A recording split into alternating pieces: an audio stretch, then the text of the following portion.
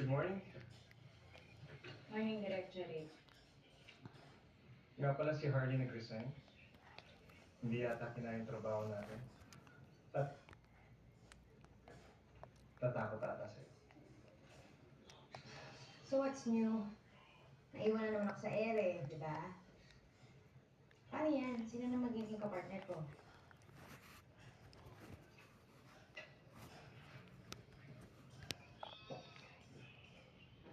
Oo nga pala, Roseanne. Si Direct Jerry kang gumawa ng script. Okay? Ang episode natin today ay tungkol sa magnobyo na malapit na ikasal.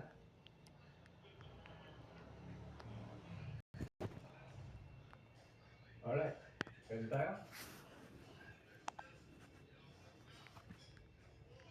3, 2, 1, action. Dear Papa Jackson, ako po si Rick. Ang kwento ko po ay masaya, pero masakit. Masakit dahil inilayo ako ng tadhana sa babaeng pinakamamahal ko. Ito ang kwento ng pagmamahalan namin ni Ana. Ang paghihiwalay namin ng landas. Ano ba, Rick? Saan mo ba ako dadalhin? Gusto ko nang tanggalin itong piling ko sa mata. Ito na, malapit na tayo, Ana.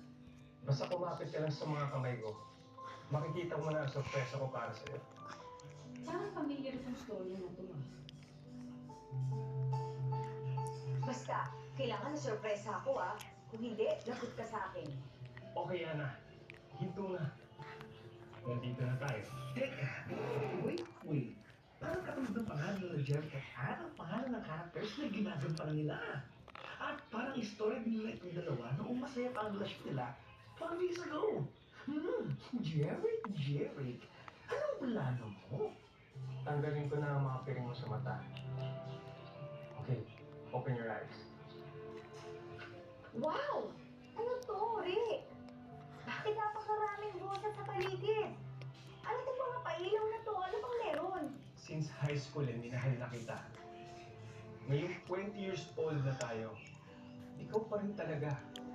Maraming humahadlang sa atin, maraming nagsasabi na hindi pwede. Pero pangako ko sa'yo na ipaglalaban kita. At pangako ko sa'yo na hindi kita iiwan. Ayun! So true to life nga ang istorya. Eto ang love story ni Jerry at Roseanne. Diskarte mo, Jerica. Napaka-fragile tuloy. Si baklang Roseanne, oh. Teka, Rick. Naguguluhan na ako, ah. Bakit ka nakaluhod dyan? Lumayo ka nga. Isa. Ana, tanggapin mo tong singsing na to bilang simbolo ng pag-ibig ko sa'yo. Ana, will you marry me? Yes. Yes. Yes. Woo! Ikakasal na kami! Papakasalan na ako ni Ana! Storya namin ito, eh.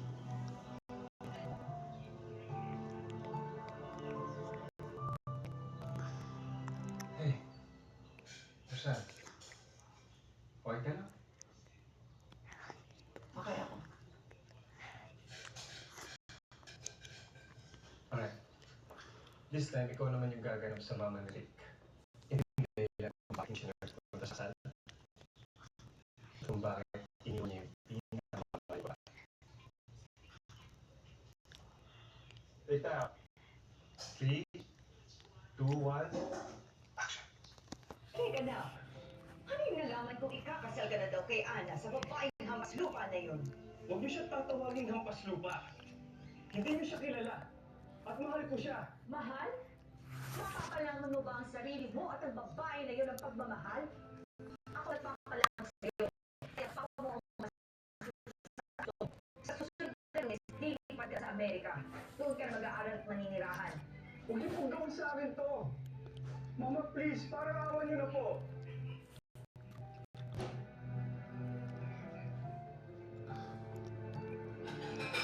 At yun ang dahilan kung bakit iniwan na lalaki mo pa. Madalas, taksil ang mga alaala.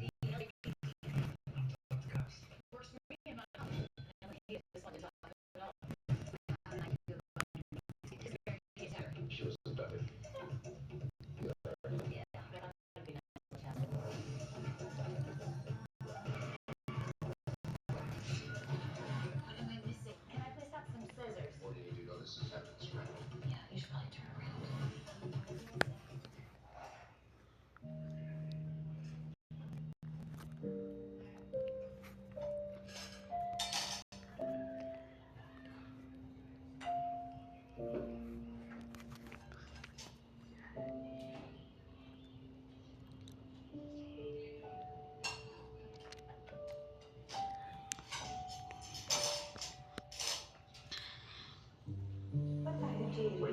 Step. Eh, Po. Ayan. ano ba to? Ayan, ito ka dyan.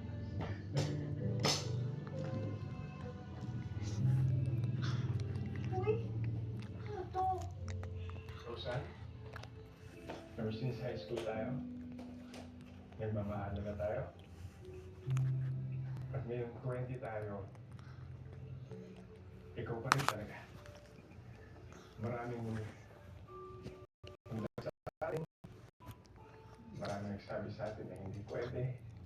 Pero kahit gano'n, kung naman mo, yung pinapangako ko, na ipinapang kita, pinapangako ko rin sa iyo.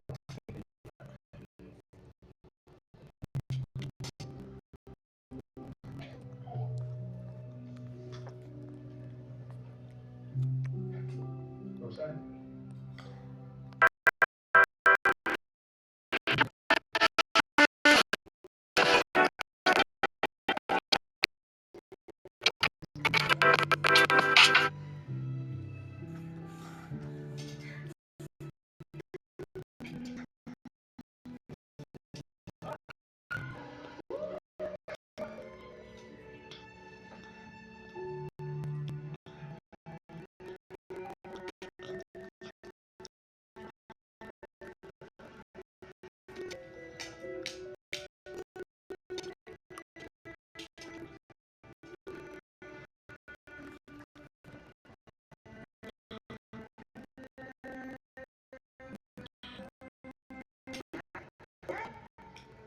Oh, maganda ba yung wedding gown mo? Maganda ba?